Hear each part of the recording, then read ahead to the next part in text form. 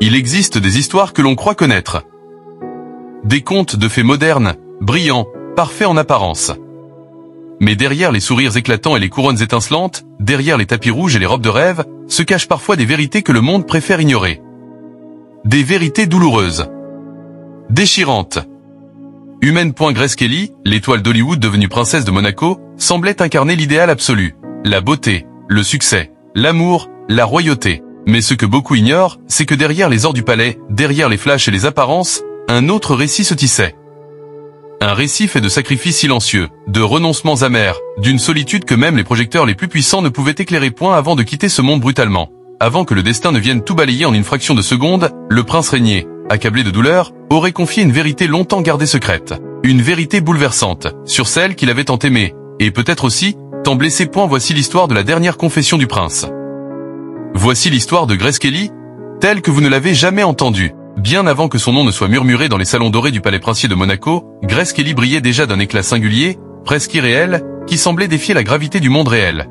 Née en 1929 au sein d'une famille aisée de Philadelphie, entourée de conventions et de rêves américains, la jeune Grace manifesta très tôt une soif d'indépendance.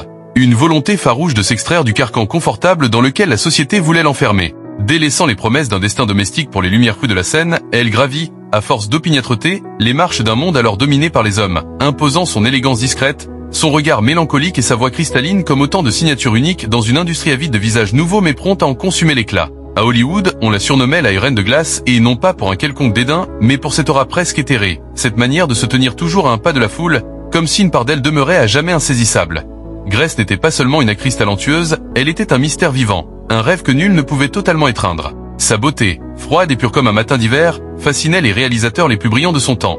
Alfred Hitchcock, captivé par cette tension permanente entre son apparente réserve et le feu couvant sous sa surface, en fit son héroïne fétiche, sa muse silencieuse. Des chefs-d'œuvre comme Fenêtre sur cour ou La main au collet scellèrent son statut d'icône intemporelle, une femme dont la caméra peinait à capturer la pleine complexité. Mais derrière les flashs crépitants, derrière les sourires savamment composés pour les premières et les cérémonies, se cachait une autre réalité. Moins éclatante, plus fragile. Une femme en quête d'elle-même, oscillant entre les attentes d'une Amérique conservatrice et ses propres désirs d'émancipation, entre la peur de l'échec et le vertige de la liberté. Chaque rôle, chaque tapis rouge, chaque Oscar jusqu'à celui remporté pour une fille de la province ajoutait une pierre à l'édifice de son mythe, mais aussi un poids à ses épaules délicates. À seulement 26 ans, Grace Kelly était devenue plus qu'une actrice. Elle était une légende vivante, prisonnière de l'image que les autres avaient façonnée pour elle, incapable de trouver, derrière les projecteurs, un espace où elle pourrait enfin être simplement elle-même. Et c'est précisément à ce moment-là, alors qu'elle touchait au sommet de la gloire, que le destin, sous les traits d'un prince méditerranéen en quête d'une épouse et d'un symbole, vint frapper à sa porte, portant dans ses mains le masque scintillant du rêve, et dans ses poches, les graines silencieuses d'une tragédie. À première vue, Monaco, ce minuscule territoire accroché aux falaises de la Méditerranée, semblait tout droit sorti d'un rêve doré. Un climat d'éternel printemps, une mer d'un bleu impossible, des collines parfumées par les effluves de jasmin et d'oranger. Mais derrière cette carte postale idyllique, la réalité économique et politique de la principauté, au sortir de la Seconde Guerre mondiale, était autrement plus sombre. Le pays tout entier, avec ses moins de 10 000 habitants, vivait dans l'ombre grandissante de la ruine. Les caisses de l'État étaient presque vides, le tourisme, jadis fleuron de la prospérité monégasque, s'était effondré, et les grands aristocrates européens qui venaient autrefois dépenser leur fortune au casino de Monte-Carlo désertaient progressivement, séduits par d'autres rivages plus dynamiques. La principauté, trop petite pour peser économiquement, trop exposée pour rester à l'écart des grands bouleversements du monde moderne, menaçait lentement de sombrer dans l'oubli. Le rocher de Monaco, théâtre de tant de fastes passés, devenait une scène vide, un décor sans acteurs, attendant désespérément qu'on vienne y rallumer la lumière. Et au cœur de cette angoisse silencieuse, se trouvait Régnier III, jeune prince de 26 ans, récemment monté sur le trône à la mort de son grand-père Louis II. On l'imagine souvent comme un souverain sûr de lui, autoritaire, presque austère. Mais la vérité est infiniment plus humaine et plus douloureuse. Régnier, derrière sa posture officielle, était un homme seul, accablé par le poids d'une responsabilité immense, un homme conscient qu'il pourrait être celui sous le règne duquel Monaco s'éteindrait à jamais. Lui-même, orphelin de son père très jeune, élevé entre des figures familiales conflictuelles, avait grandi avec une blessure silencieuse, une soif immense de reconnaissance, de respectabilité, et surtout de légitimité. Il voulait non seulement sauver Monaco, mais aussi se prouver à lui-même qu'il en était capable, qu'il n'était pas cet enfant fragile que tant avait sous-estimé. Dans ses appartements du palais, face à la mer vide, face à des bilans financiers alarmants, Régnier passait de longues heures à ruminer son avenir. Il savait qu'il ne suffisait pas d'aimer son peuple pour garantir sa survie. Il fallait un miracle. Ou plutôt, il fallait une icône. une figure capable d'attirer le regard du monde entier, de réinventer l'image de Monaco, de transformer cette principauté moribonde en un mythe moderne. Un mariage, murmuraient ses conseillers, mais pas avec n'importe qui. Il fallait une reine de beauté, une étoile, une femme capable d'enflammer l'imaginaire collectif. Une union stratégique, presque diplomatique, où le cœur aurait peu de place, mais où l'apparence serait reine. Alors Régnier, le regard perdu vers l'horizon incertain, comprit qu'il devait lui aussi se faire stratège, qu'il devait, pour sauver son trône, troquer une part de ses rêves personnels contre un mariage d'État, contre une alliance qui transcenderait les simples sentiments humains. Et c'est ainsi, dans les couloirs feutrés du pouvoir, dans les chuchotements inquiets des ministres et les regards lourds de sens de ses proches, que germa l'idée folle. Approcher Hollywood, cet empire des rêves où naissaient les légendes contemporaines. Là-bas, dans ce lointain pays de lumière et de fausse insouciance, se trouvait peut-être celle qui pourrait devenir l'âme nouvelle de Monaco. Là-bas, une actrice au visage d'ange, à la renommée grandissante, faisait fondre les écrans du monde entier par sa seule présence. Grace Kelly. Elle semblait incarner exactement ce que Monaco appelait désespérément. La pureté, l'élégance, la modernité, l'idéal inatteignable qui pouvait transformer la principauté en un mythe éternel. Mais à cet instant précis, Régnier savait-il vraiment ce qu'il s'apprêtait à sacrifier ? Avait-il conscience que derrière cette manœuvre politique, derrière ce besoin vital de sauver son peuple, il allait peut-être condamner deux cœurs solitaires à s'enchaîner dans un lien magnifique en apparence, mais tragiquement étouffant au fond de l'âme? Dans ce château suspendu au-dessus des eaux, Régnier, jeune souverain, jouait sans le savoir la première note d'une symphonie magnifique et déchirante. Une symphonie qui allait, quelques années plus tard, l'élever au rang de mythe, et le condamner à vivre avec un regret immense gravé dans sa chair. Ce que les contes de fées ne disent jamais, ce que les tapis rouges éclatantaient sous l'éclat des projecteurs, c'est que bien souvent, derrière les plus grandes histoires d'amour racontées au monde, se cachent des calculs précis, des nécessités froides, des jeux d'influence où le destin individuel s'efface sous le poids de la stratégie. Et c'est dans cette logique impitoyable que se prépare, presque en secret, la rencontre entre Grace Kelly et Régnier III. Une rencontre moins dictée par le hasard que par les rouages invisibles d'intérêts convergents. Le Festival de Cannes, ce printemps-là, en 1955, offrait le décor parfait pour un coup de théâtre diplomatique déguisé en romance hollywoodienne. La Croisette, vibrante d'espoir et de glamour, rassemblait l'élite du cinéma mondial et attirait dans son sillage les regards de la planète entière. Grace, en pleine ascension fulgurante, était l'invité d'honneur, et sa beauté calme, presque irréelle, fascinait jusqu'au plus blasé des critiques. Régnier, quant à lui, intrigué et conseillé avec insistance, y voyait l'opportunité tant attendue de relancer l'image vieillissante de son royaume minuscule. Ce n'est pas par une étincelle de destin que les chemins de Grace et de Régnier vont se croiser ce jour-là. Non, la rencontre est soigneusement orchestrée par Olivia de Havilland, la grande actrice amie de Grace, et son mari, Pierre Galante, un journaliste influent de Paris Match, tout aussi conscient que Monaco avait besoin d'un miracle. Une visite y officielle et au Palais Princier est planifiée, sous prétexte d'une séance photo. Une visite anodine en apparence, mais en réalité lourdement chargée d'attentes silencieuses. Grace, ce matin-là, enfile une robe légère, presque simple, pour faire bonne impression sans donner l'air de la provocation. Mais elle est tendue, nerveuse, méfiante, comme si, au fond d'elle, une voix secrète murmurait que cet événement allait bouleverser son existence de façon irréversible. À peine la voiture franchit les grilles du palais que le piège doré se referme doucement sur elle. Régnier, vêtu d'un costume sobre mais impeccable, l'accueille avec un sourire réservé, presque intimidé. Il n'est pas l'image stéréotypée du prince de conte de fées. Derrière ses gestes polis, son regard trahit une tension, une angoisse sourde. Il sait l'enjeu de cette rencontre, il sait ce qu'on attend de lui. Charmer, séduire, convaincre. Non pas tant pour lui-même que pour Monaco, pour son peuple, pour cet héritage historique suspendu au-dessus du vide. Et Grace, elle, sous les lustres étincelants du palais, découvre un monde à 1000 lieues de son univers de studio. Un monde figé dans une étiquette stricte. Un monde de dorures vieillissantes et d'obligations tacites. Un monde fascinant et oppressant à la fois.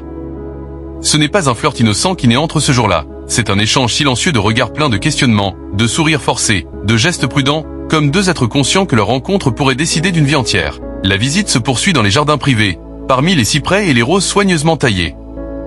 Le photographe officiel immortalise l'instant. Régnier, debout à côté de Grace, l'air solennel, presque raide, tandis qu'elle sourit avec ses grâces impeccables qui a fait d'elle une étoile mondiale. Mais derrière ce sourire, derrière ce visage parfait, son cœur bat à toute allure, tiraillé entre curiosité et pressentiment. Elle sent que ce n'est pas simplement un prince qu'on lui présente, mais un destin tout entier qu'on lui propose, avec tout ce qu'il implique de renoncement et de sacrifice. En quelques heures à peine, une danse subtile, presque imperceptible, se met en place. Elle, la femme libre, l'icône hollywoodienne, sans l'étau des attentes se resserrer autour d'elle. Lui, le prince isolé, sans la possibilité de sauver son royaume lui échapper s'il ne sait pas convaincre cette étoile insaisissable de descendre du ciel pour marcher à ses côtés. Et pourtant, malgré tout, malgré la mise en scène savante, malgré les enjeux immenses qui pèsent sur eux, un étrange éclat traverse l'instant, peut-être une étincelle d'authenticité, peut-être la simple reconnaissance mutuelle de deux solitudes qui se rencontrent au sommet de leurs doutes. Un éclat fragile, précieux, mais qui suffira, pour un temps, à nourrir l'illusion d'une histoire née du hasard et non du calcul.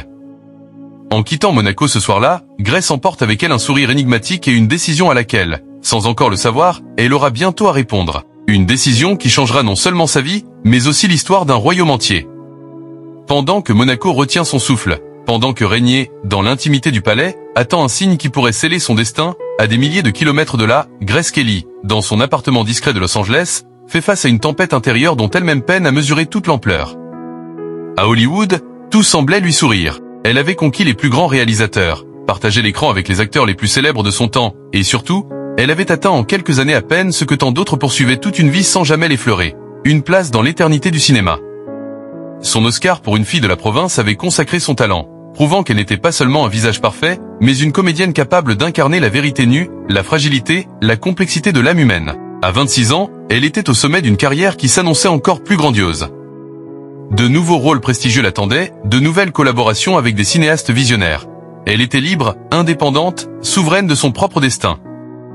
Et pourtant, depuis sa rencontre avec Régnier, quelque chose s'était fissuré en elle, quelque chose d'invisible mais d'irréversible. Elle sentait peser sur ses épaules une proposition qui n'avait pas été formulée directement, mais qui résonnait dans chaque silence, dans chaque regard échangé. Renoncer. Tout abandonner. Devenir princesse. Épouser non seulement un homme, mais un pays, un peuple, une histoire. Grace Kelly n'était pas naïve. Elle savait qu'une telle décision n'aurait rien d'un conte de fées insouciant. Elle comprenait qu'en disant oui, elle accepterait de tourner définitivement la page de sa vie d'artiste, d'aspiration personnelle, de liberté. À Monaco, il n'y aurait pas de caméra pour la sublimer, pas de réalisateur pour capturer ses silences, pas de récompense pour ses performances. Il n'y aurait qu'un protocole millénaire à respecter, une rigueur étouffante à endosser, et un rôle, cette fois-ci, pour lequel elle ne pourrait jamais crier « couper » pour faire une pause. Dans ses lettres à ses proches, dans ses confidences murmurées entre deux tournages, Grace laisse transparaître cette peur sourde, ce doute immense. Était-elle prête à devenir autre chose qu'elle-même? Pouvait-elle supporter d'être regardée, non plus pour son talent ou son âme, mais pour son titre, pour son image figée dans l'apparat? Ses parents, ambitieux et fiers, la poussaient à accepter. Le prestige d'une union avec une maison princière semblait, à leurs yeux, l'aboutissement ultime de la réussite sociale. Mais Grace, au fond de son cœur, savait que ce n'était pas leur vie à eux qu'elle engageait, c'était la sienne. Pendant des nuits entières, elle ira seule dans son appartement, relisant des scénarios qu'elle ne tournerait jamais, caressant du regard les robes de cinéma qu'elle ne porterait plus, se rappelant chaque regard complice échangé avec les caméras, chaque frisson d'émotion volé au public, chaque rêve de jeune fille qui l'avait porté jusqu'à ce sommet fragile. Tout cela devrait être abandonné. Tout cela, sacrifié. Car dire oui, ce n'était pas seulement dire oui à Régnier, c'était dire adieu à Grace Kelly. C'était accepter de devenir une autre, son Altesse Sérénissime la princesse de Monaco. Musique triste, plan lent sur Grace assise devant une fenêtre, regardant au loin, une larme discrète. Et dans un élan d'une immense tristesse, d'un courage presque insensé, elle fit son choix. Elle choisit le devoir, elle choisit l'abnégation, elle choisit d'éteindre sa propre lumière pour illuminer celle d'un pays tout entier. Un sacrifice que peu ont su comprendre à l'époque. Un sacrifice que, jusqu'à ces derniers jours, Régnier lui-même confessera avoir sous-estimé dans son ampleur, dans sa brutalité silencieuse. Car il ne s'agissait pas seulement d'un mariage royal. Il s'agissait de la disparition volontaire d'une étoile, consentante mais profondément meurtrie. D'une femme qui avait tout conquis, et qui, par amour ou par devoir, acceptait de tout perdre. Et dans ce choix vertigineux, dans cet abandon terrible, se cache peut-être la vérité la plus poignante de l'histoire de Grace Kelly. Celle d'une héroïne tragique, dont le plus grand rôle fut celui qu'elle dut jouer sans applaudissements.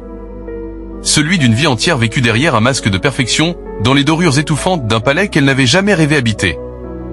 Le 18 avril 1956, Monaco, ce petit état niché entre mer et montagne, devient le théâtre d'un événement d'une ampleur inédite, le mariage du prince Régnier III et de l'actrice américaine Grace Kelly. Ce mariage, qualifié de noces du siècle, attire l'attention du monde entier, captivant des millions de spectateurs à travers les écrans de télévision. La cérémonie civile se déroule dans la salle du trône du palais princier, en présence de 80 invités triés sur le volet. Le lendemain, le 19 avril, la cathédrale Saint-Nicolas accueille la cérémonie religieuse, une messe solennelle célébrée en français par l'évêque Gilles Barthes, devant 700 invités, dont des membres de familles royales, des célébrités et des dignitaires internationaux. Grace Kelly, resplendissante dans une robe de mariée conçue par Helen Rose, couturière de la MGM, incarne l'élégance et la grâce. La robe, confectionnée avec 300 mètres de dentelle belge ancienne et 150 mètres de soie, taffetas et tulle, est un cadeau du studio MGM. Elle est accompagnée d'un voile en tulle de 90 mètres et d'un bouquet de muguets. Le prince Rainier, dans un uniforme militaire qu'il a lui-même dessiné, attend sa future épouse à l'hôtel. Les deux cérémonies sont retransmises en direct, attirant plus de 30 millions de téléspectateurs à travers le monde.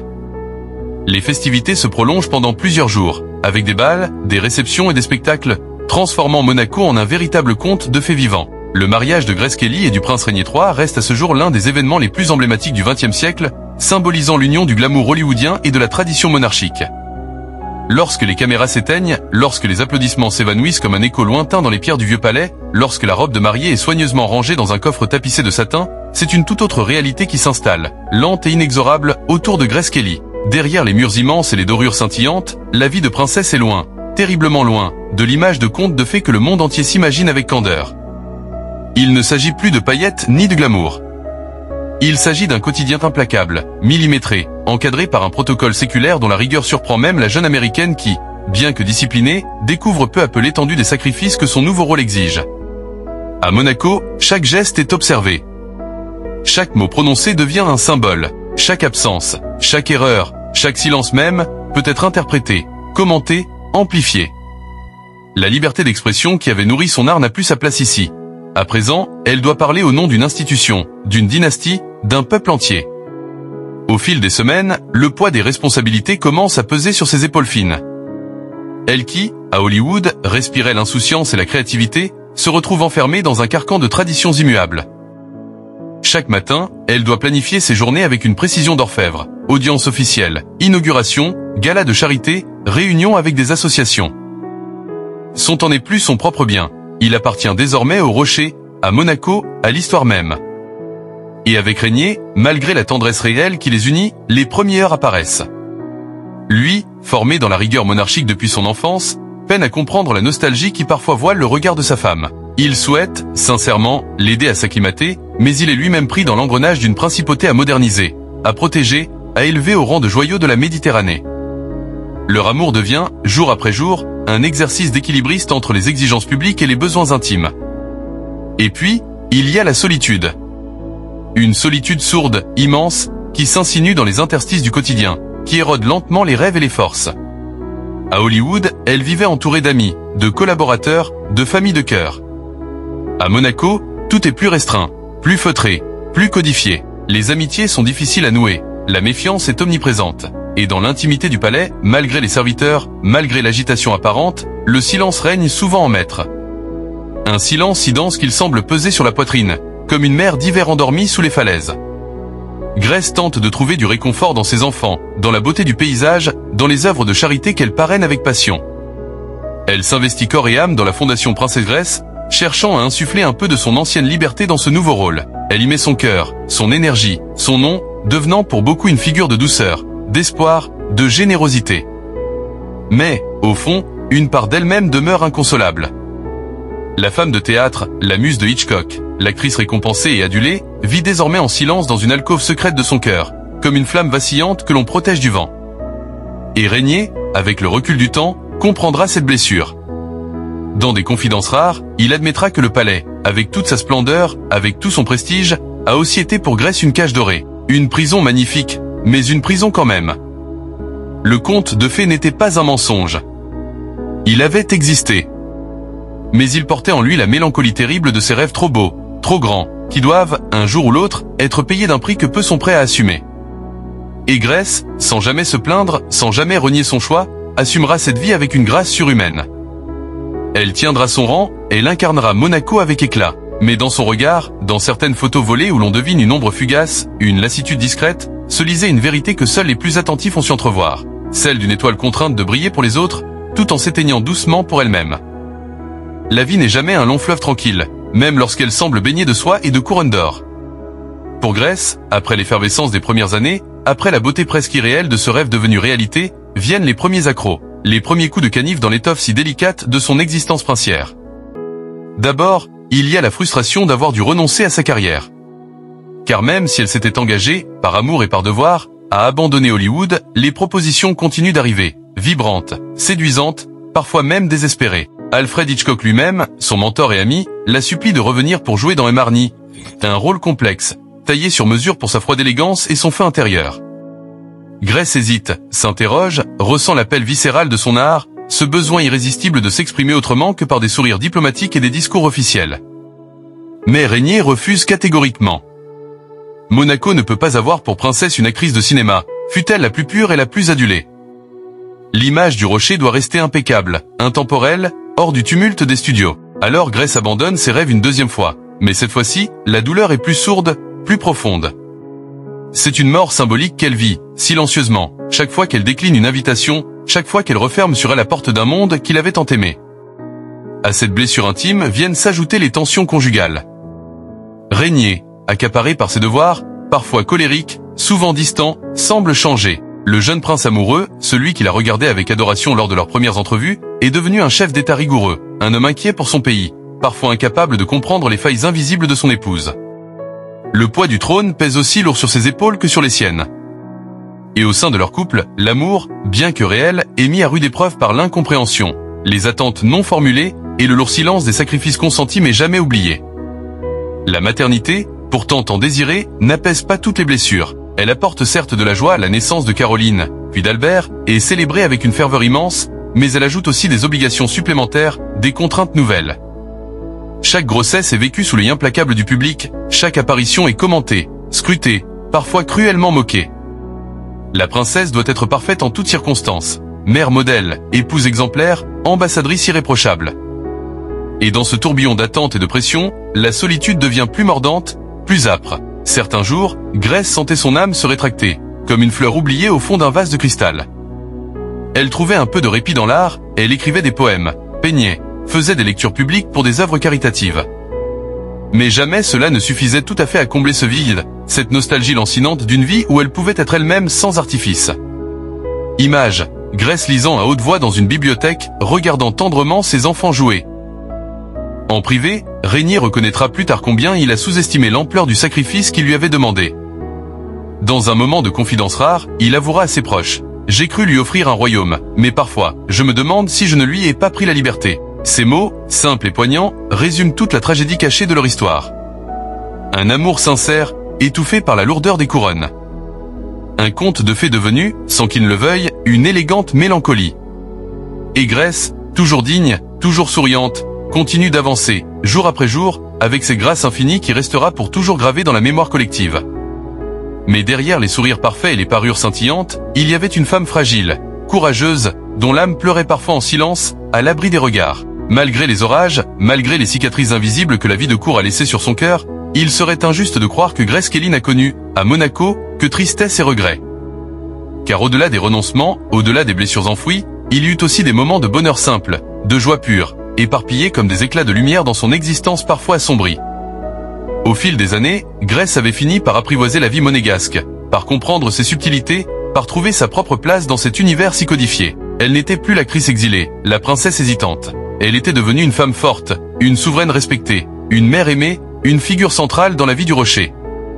Son engagement profond dans des causes humanitaires, son amour de l'art et de la culture, sa capacité à insuffler une âme chaleureuse dans la rigidité du protocole firent d'elle une princesse profondément appréciée par ses sujets. À mesure que ses enfants grandissaient, Grace trouvait de nouvelles raisons de sourire. Caroline, l'aînée, avec son tempérament fougueux et son regard pétillant. Albert, l'héritier sérieux et sensible. Stéphanie, la petite dernière, vive et effervescente.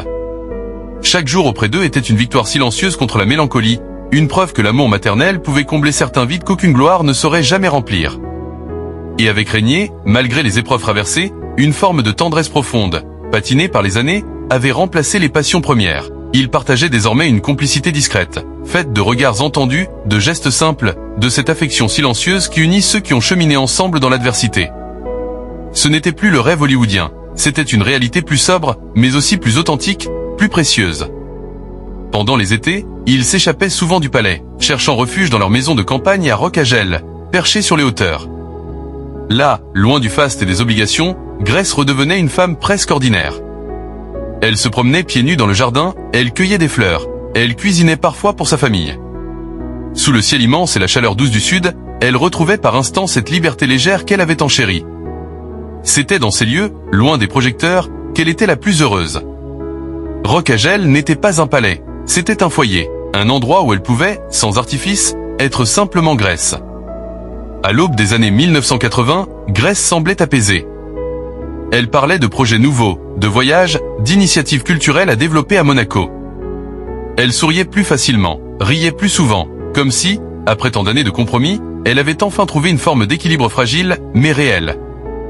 Son visage, désormais marqué par le temps, n'avait rien perdu de sa beauté éclatante. Au contraire, il s'était enrichi d'une profondeur nouvelle, d'une douceur un peu mélancolique, d'une lumière intérieure que seule une vie pleinement vécue pouvait offrir.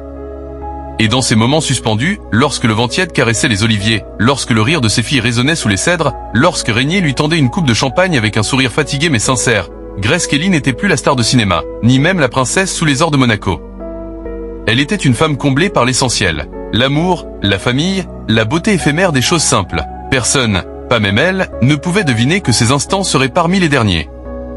Que le destin, cruel et inattendu, s'apprêtait à briser à jamais ce fragile équilibre. Que bientôt, un simple virage, un élan de fatigue, un battement d'aile du sort, viendrait tout emporter dans un souffle brutal. Le 13 septembre 1982 aurait dû être une journée ordinaire, presque banale, dans la vie désormais paisible de la princesse Grace. Rien, ce matin-là, ne laissait présager la tragédie imminente. Rien ne signalait que le fil discret de son existence allait brutalement se rompre, suspendant le souffle d'un peuple entier, bouleversant à jamais l'image parfaite d'un conte de fées vivant. Grace, comme souvent, avait choisi de quitter Rock-à-Gel en voiture, accompagnée de sa fille cadette, Stéphanie, alors âgée de seulement 17 ans. C'était une route qu'elle connaissait par cœur, cette route sinueuse, bordée d'oliviers et de pierres sèches, qui descendait en lacets serrés jusqu'à la principauté, longeant à flanc de montagne les précipices abrupts surplombant la Méditerranée. Ce chemin, elle l'avait emprunté des centaines de fois, souvent avec légèreté, parfois avec hâte, mais ce jour-là, pour une raison qu'on ne saura jamais pleinement expliquer, quelque chose dérapa. Le ciel était clair, la lumière douce. Dans l'habitacle de la Rover, la conversation semblait légère, anodine. Des projets de voyage, des discussions sur l'avenir de Stéphanie, peut-être quelques rires étouffés par le ronronnement du moteur. Et puis soudain, l'inattendu. Une embardée brutale. Un instant d'inattention, une accélération imprévue, une pédale mal enclenchée, ou peut-être un malaise. Personne ne saura jamais exactement. La voiture quitte sa trajectoire, franchit la faible protection du bas-côté et plonge dans le vide, entamant une chute terrifiante de plusieurs mètres avant de s'écraser violemment contre les arbres en contrebas. L'accident est d'une violence inouïe. Dans la carcasse disloquée, les sauveteurs, arrivés rapidement, découvrent Grace inconsciente, gravement blessée, et Stéphanie, blessée mais encore lucide, coincée dans l'enchevêtrement des tôles froissées. La scène est d'une indicible horreur, d'une brutalité que rien, dans la vie dorée du rocher, n'avait jamais laissé entrevoir. Transportée d'urgence à l'hôpital de Monaco, Grace est plongée dans un coma profond. Les médecins, les meilleurs spécialistes, se relaient, tentant désespérément de stabiliser son état, priant presque pour un miracle que, au fond de leur cœur, ils savent déjà hors de portée. Régnier, prévenu immédiatement, accourt auprès de son épouse. Quand il franchit les portes de l'hôpital, son visage habituellement impassible est déformé par l'angoisse. Il serre la main de Grace, il lui parle doucement, comme s'il espérait que, par la force de l'amour, il pourrait la ramener à lui, repousser l'inéluctable. Pendant des heures interminables, Monaco retient son souffle. Les journaux du monde entier commencent à diffuser la nouvelle, au début avec prudence, puis avec une inquiétude croissante. Hollywood, New York, Paris, Londres, partout, ceux qui avaient aimé la princesse, l'actrice, la femme, espèrent, supplient le destin de ne pas les priver d'elle. Mais au soir du 14 septembre, la terrible sentence tombe. Grace de Monaco, née Grace Patricia Kelly, n'a pas survécu. Elle s'est éteinte doucement, entourée de sa famille, dans un dernier souffle que la douleur du monde entier semble accompagner. Régnier, anéanti, refuse de quitter son chevet immédiatement. Il reste, longtemps, silencieux, tenant la main désormais froide de celle qui fut la lumière de sa vie, celle pour qui il avait remué ciel et terre, celle dont il savait, au plus profond de lui-même, qu'elle avait consenti pour lui au plus grand sacrifice. Plus tard, dans un moment d'intimité arraché au chaos des annonces officielles, Régnier confiera à un proche. « J'ai perdu plus qu'une épouse. J'ai perdu une part de moi-même. » Et dans ces mots simples, dans ce chagrin immense et pudique, résonne toute l'ampleur de la tragédie. Ce jour-là, le monde a perdu une icône, mais Régnier, lui, a perdu son amour, son ami, son rêve. Le 18 septembre 1982, Monaco s'arrête. La mer, d'ordinaire si bleue et brillante, semble ce jour-là s'être voilé d'un gris profond, comme si même les éléments, en silence, portaient le deuil d'une lumière éteinte. Des milliers de monégasques, d'anonymes venus de toute l'Europe, de stars hollywoodiennes et de têtes couronnées du monde entier, convergent vers la cathédrale de Monaco, pour dire adieu à celle qui, par sa simple présence, avait élevé le rocher au rang de mythe vivant. Le cercueil, recouvert d'un simple drap frappé des armoiries de la principauté, est porté dans les rues étroites où la foule se presse, en silence, les larmes ruisselant sur des visages d'ordinaire si retenus. Régnier suit, tête basse, le visage marqué par une douleur sourde et irréparable, soutenu par ses enfants encore jeunes, eux aussi figés par l'incompréhension et la peine. Dans la cathédrale, baignée d'une lumière tamisée, les chants funèbres s'élèvent, comme une prière fragile suspendue entre ciel et terre. Mais l'histoire de Grace Kelly ne s'arrête pas à ce jour tragique. Non, son éclat ne s'est pas éteint avec elle, il s'est diffusé, il a traversé les frontières du temps, il a gagné cette intemporalité que seules les âmes véritablement grandes peuvent atteindre. Car Grace, au-delà de son destin brisé, a laissé une empreinte indélébile sur le monde. Elle n'était pas simplement une actrice au succès éclatant, elle était une icône d'élégance, une figure de bonté, un symbole d'une époque où la beauté se mariait avec la simplicité, où la célébrité s'accompagnait d'une dignité rare. Son style, ses gestes, sa voix douce, son regard mystérieux, tout en elle continue d'inspirer des générations entières, bien au-delà des modes passagères et des gloires éphémères. À Monaco, son héritage est omniprésent. Son nom est gravé dans les rues, dans les jardins qu'elle a contribué à embellir, dans les institutions caritatives qu'elle a soutenues, dans les sourires des enfants qu'elle a protégés par ses actions discrètes mais profondes. Chaque coin du rocher murmure encore son souvenir, comme un souffle léger dans la brise marine. Mais plus encore que la princesse, c'est la femme que le monde n'a jamais oubliée. La jeune furieuse de Philadelphie, l'actrice talentueuse qui hypnotisait Hitchcock, la mère tendre et attentive, la femme amoureuse qui, contre vent et marée, avait tout donné pour suivre son cœur. Régnier, profondément marqué, ne se remettra jamais tout à fait de cette perte. Jusqu'à son dernier souffle, plus de 2 décennies plus tard, il refusera obstinément d'être enterré ailleurs que près d'elle, fidèle à la promesse silencieuse qu'il s'était faite autrefois, au tout début de leur grand voyage. Celle de rester unis, dans la vie comme dans la mort. Aujourd'hui encore, dans la pénombre paisible de la cathédrale Saint-Nicolas, 2 pierres tombales sobres, côte à côte, témoignent de cette histoire d'amour hors du commun. Sous ces dalles blanches, silencieuses, reposent non seulement un prince et une princesse, mais surtout 2 êtres humains qui, à travers l'éclat et les épreuves, n'ont jamais cessé de s'aimer. Et lorsque l'on pense à Grace Kelly, ce n'est pas seulement son visage que l'on voit, ni même ses rôles les plus célèbres. C'est un éclat particulier de l'âme humaine que l'on ressent, ce mélange rare de force et de vulnérabilité, d'éclat et de simplicité, cette capacité à toucher, sans un mot parfois, le cœur même de ceux qui croisaient son regard. Grace Kelly n'est pas morte, elle vit encore dans la mémoire collective, dans chaque rêve de petite fille qui imagine qu'un jour, elle pourrait être une reine au grand cœur, dans chaque femme qui choisit l'élégance du geste au lieu du clinquant, dans chaque acte de douceur posé dans un monde qui en manque tant. Si cette histoire vous a ému, si la mémoire de Grace Kelly et la confession poignante du prince Régnier ont touché votre cœur, alors n'hésitez pas à soutenir notre travail. Abonnez-vous à la chaîne pour découvrir d'autres récits forts, profonds, vrais. Laissez un j'aime et pour faire rayonner cette mémoire, et partagez cette vidéo autour de vous, pour que jamais ne s'éteignent les histoires qui méritent d'être racontées et entendues.